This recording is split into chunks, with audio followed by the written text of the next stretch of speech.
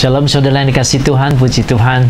Kita ketemu lagi dalam program ini. Hari ini saya mau bagikan firman Tuhan dari Mazmur pasal yang ke-23, ayat yang 1 dan kedua. Mazmur ini sangat terkenal ya. Mari saya bacakan. Tuhan adalah gembalaku, takkan kekurangan aku.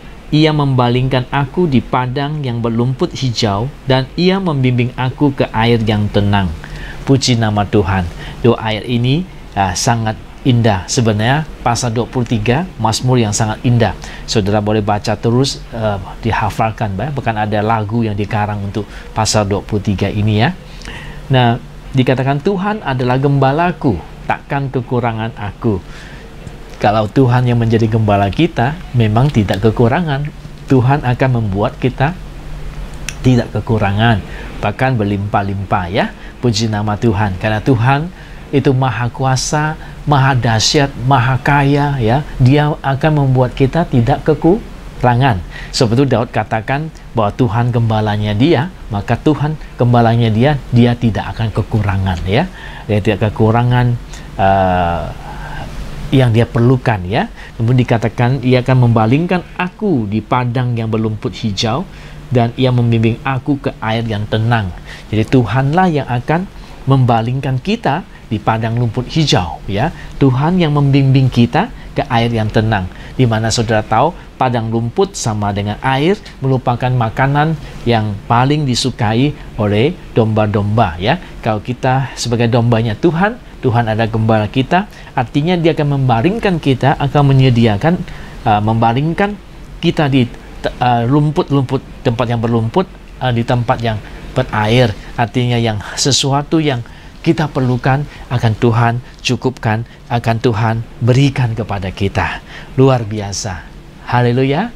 Dia yang akan membalingkan kita di situ, atau Dia akan menuntun kita, membimbing kita ke air yang tenang itu. Saudara masih ingat akan kisah Rut yang di Alkitab, tentang Rut, bagaimana Tuhan menyediakan segala keperluannya dia setelah suaminya meninggal. Dia harus ikut mertuanya pulang ke tempat di mana mertuanya dulu berasal ya. Dan di tempat itu, di kota Bethlehem itu, dia harus mulai hidup lagi yang baru dengan tidak ada apa-apa, karena waktu itu suaminya udah meninggal, mertuanya laki-laki yang juga meninggal, dia punya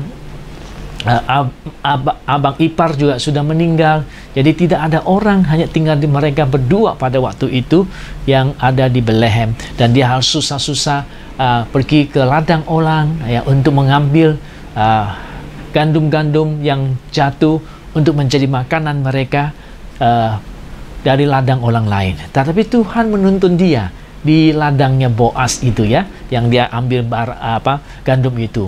Dan kemudian Tuhan tuntun dia dan membuat dia mendapatkan banyak makanan. Pada waktu Boas tahu dia adalah menantunya dari Naomi, dan dia membantu dia, menyediakan, menolong dia mendapatkan makanan yang lebih daripada cukup. Ya, puji nama Tuhan. Dan tidak sampai di situ, terakhir kita tahu bahwa kehidupannya itu sungguh Tuhan antar dia menjadi seorang yang dipakai Tuhan luar biasa. Dia boleh menjadi istri Boas kembali, karena Boas adalah salah satu orang yang perlu menebus dia, saudaranya ya, masih family dari suaminya itu, untuk dari mertuanya ya. Jadi dia harus menebus si Rut ini, sehingga kehidupan Rut menjadi baik ketika dia menikah dengan Boas. Dia menjadi nyonya besar ya, puji Tuhan. Nah, kita lihat Tuhan bagaimana menuntun orang-orang yang mengasihi Tuhan, anak-anak Tuhan ya. Sejak Rut bilang, engkaulah Tuhanku, engkaulah Allahku ya, kepada Naomi ya, dia katakan Tuhanmu juga Tuhanku, negerimu juga negeriku, di mana engkau berada, aku juga di situ. Wah, itu membuat dia diberkati oleh Tuhan. Imannya kepada Tuhan membuat Tuhan menyediakan segala berkat untuk dia. Seperti Tuhan membawa dia ke padang yang berlumpur hijau, membimbing dia ke air yang tenang, seperti yang kita baca air firman Tuhan tadi, di mana kehidupan daripada Rut ini benar-benar diberkati Tuhan. Ya, dia bukan saja menjadi nyonya besar orang kaya di tempat itu, tetapi juga menjadi nenek moyang daripada Raja Daud ya, atau neneknya Raja Daud ya, luar biasa, raja yang terkenal di Israel.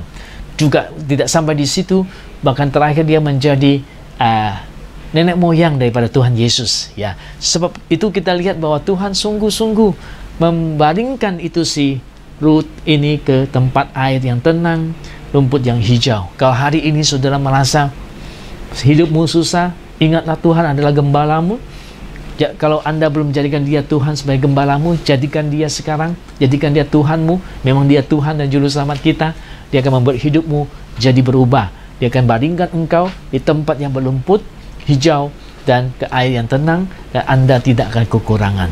Itulah Tuhan kita yang hidup, yang akan mau melakukan semua itu kepada kita, supaya hidup kita diberkati oleh Dia. Dia senang memberkati hidup kita. Biar Tuhan menolong kita. Mari katakan kepada Tuhan Yesus, aku mau mengikut Engkau. Aku mau jadikan Engkau sebagai gembala saya. Bawa saya ke padang yang lumput hijau dan ke air yang tenang. Tuhan akan senang melakukan untuk Anda. Kiranya Tuhan memberkati, dan kiranya Tuhan akan membuka jalan untuk Anda, seperti Dia membawa Ruth dari seorang yang tidak punya apa-apa, sudah akhirnya menjadi seorang yang kaya raya, yang diberkati oleh Tuhan. Tuhan memberkati saudara-saudara sekalian. Sampai ketemu di kesempatan yang akan datang. Haleluya. Amin.